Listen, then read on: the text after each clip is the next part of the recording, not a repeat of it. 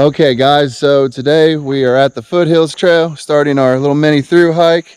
Nice enough to have Taz shuttle us. Make sure you get a hold of him. I'll put the information to get a hold of him in the description box. So we appreciate it, Taz. You're the man. And we're gonna get started here, get on the trail, and then we'll get back with you. What you doing? Filling out our registration.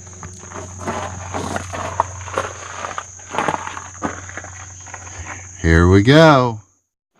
All right, so as we start the Foothills Trail here, basically we're following white blazes. That's placard back there said 80 miles.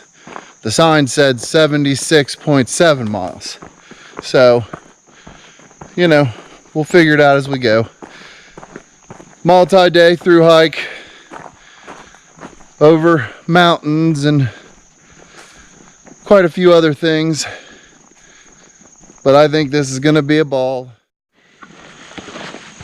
So we parked at Table Rock and then we got a shuttle to the start of the trail. And our shuttle driver was Taz. And I just want to give a shout out to Taz. Wonderful man. He gave us tons of knowledge about the trail. Showed us some road crossings that we're gonna cross, where the trail goes back down in. Wonderful guy. Can't say enough about him. Definitely could see that southern hospitality in him. Just make sure that if you need a shuttle driver, you get a hold of Taz, because you will not regret it.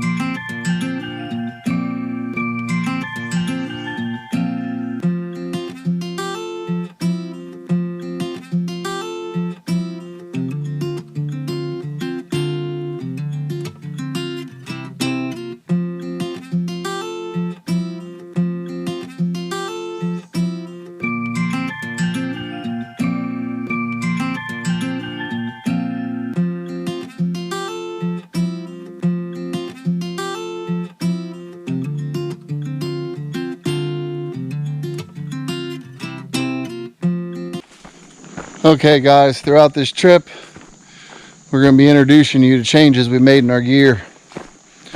So the first one, cobwebs, is the 3FUL gear rucksack, which I call it a man purse, whatever, chest pouch, whatever you want to call it. I just don't do fanny packs. So this being here on my chest is plenty big enough to have all my batteries, my little pistol grip tripod that I use with my GoPro, and all the kind of little things I need in here. It's made out of an X-Pack, whatever you want to call it. So, and it's got waterproof zippers. Pretty nice piece of equipment. It's fairly cheap. As with all of our gear, links down in the description box to any of the stuff you want to know about specs. Or go back and watch our video about it, where I explain it better. But it seems to be working out real well for this trip. I'm still trying to get the adjustment right on the up and down, you know, on the loops, to make it on my chest sit right. But it's a pretty nice little thing to keep all your little camera stuff in, or snacks, whatever you want to put into it.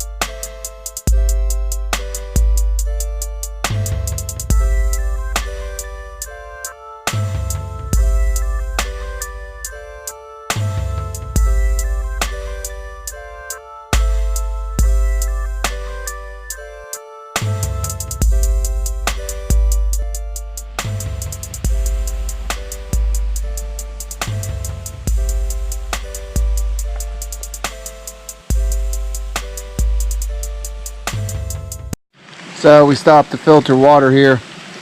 Gonna have granola bars for lunch because it's just too hot to even mess with cooking at the moment. Gonna drink some electrolytes. Water here is cold. Cold water. So let's finish up our lunch. We'll get back on trail. You having fun? I'm having fun. A little bit over 6 miles in.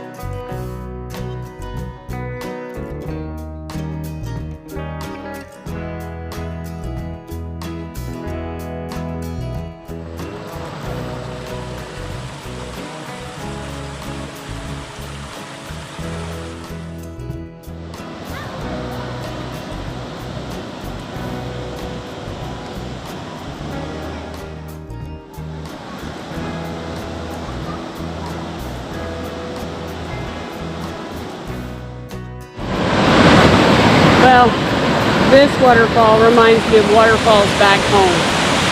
Back home in the Hocking Hills, where it's absolutely beautiful and you think that you could never find another place that's just as pretty.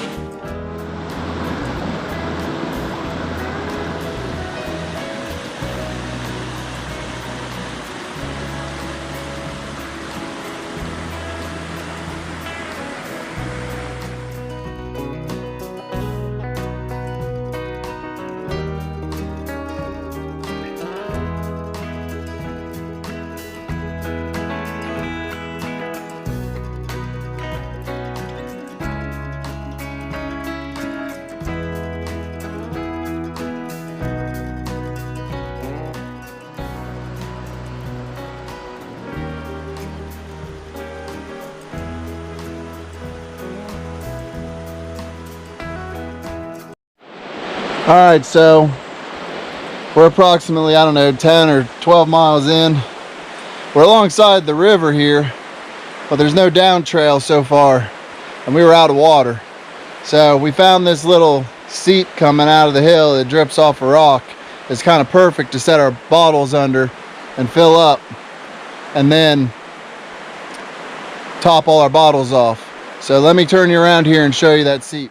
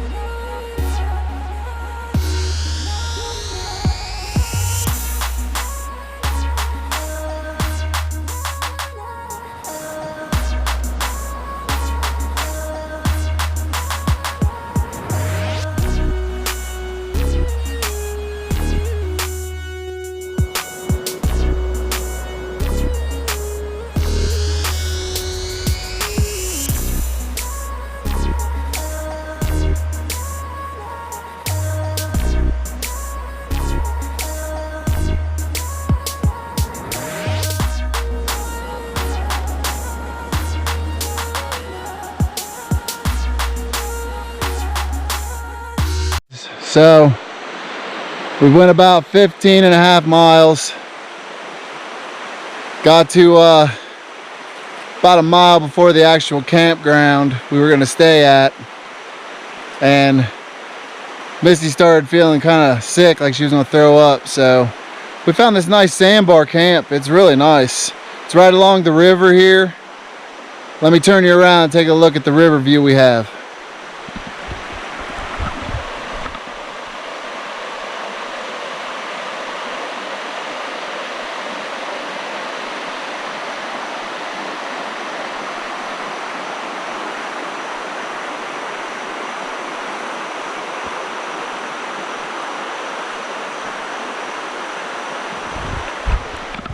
So basically we're gonna try and eat something here. I'm gonna try and get her to eat something. Just kind of relax, let her blood pressure come down.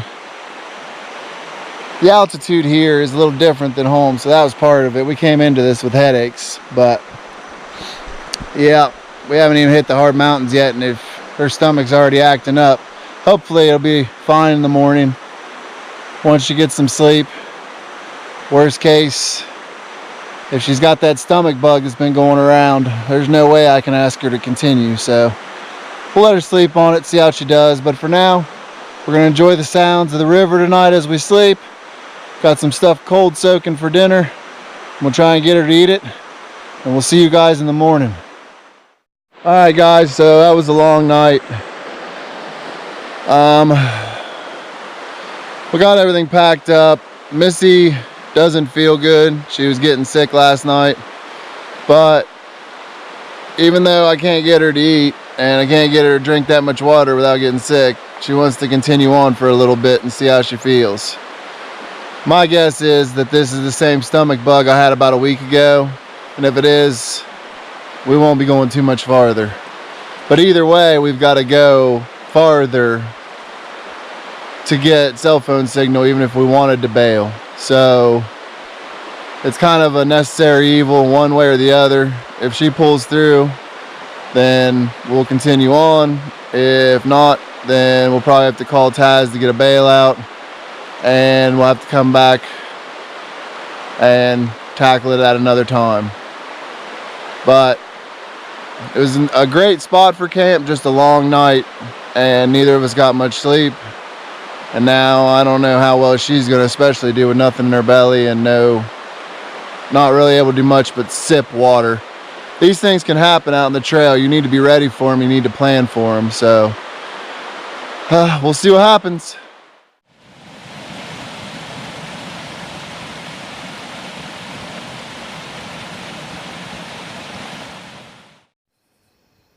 Alright guys, the audio got corrupted in this clip, so I'm just going to have to voice over it.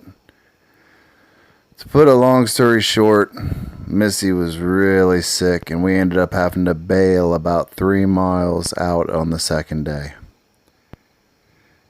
Pretty much was one of those things where there was going to be no way around it, and it was all she could do just to do the 3 miles to get to where we could have cell phone service. At that point we had to call Taz, and he took us back to the truck. As you can see, she's completely out. We have not missed a single rest stop on the way home. When this clip's being recorded, I'm driving through Tennessee. I don't really like to record while I'm driving, but this was a situation where I was just trying to get the outro dealt with for you guys, update you on what was going on, and also flying down the road just basically worried about my wife. I understand that most people don't die or have any severe issues from a stomach virus, but I'm kind of protective of my wife. So basically, the entire ride home, we had to stop at gas stations and any other thing. The trip should have taken about 8 hours. It ended up taking about 10.5 because of all the stops. She does have the viral infection that I had last week. Day 1 is puking. Day 2, you can't leave the bathroom. And day 3, usually you're just recovering. And unfortunately, we just keep passing it back and forth. There was really no way that she could have continued on at this point. We were about to go up quite a bit in elevation, and with her not eating since yesterday at lunchtime, which in this video is about 5 o'clock, there was just no way that she had the energy to hold her head up, let alone go out and hike. Sometimes you just have to make the best of a bad situation and call a hike just because someone's sick. And sometimes you, as the other member, have to stand up and say, "You're looking bad. It's time to stop. It's time for us to just go back home." I can tell you my wife was very upset when I said we have to call it, because we did spend quite a bit to go down there and stay in a hotel and get shuttled and, planning the trip, taking the vacation days off. But at the end of the day, I'm just glad to have my wife at home, happy and safe and healthy. Granted, she's not really eating yet, but we've got fluids down her. Now, I want to say thank you to Taz, because he really came through in a clutch on this. He brought Missy a Gatorade, which was warm, which is what you need to do to somebody when they're getting sick. You don't want to drink cold stuff. And he was quick to get there to get us, and quick to get us back home. And we really appreciate him.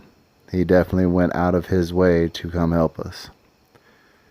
Overall, it just goes to show you that it's not only physical injuries, like hurting your ankle or your knee or a fall, that can shut down a hike. It can be as simple as a terrible stomach bug can pull you off trail. But you also can't be afraid, because had we gone on, this would have been a lot worse.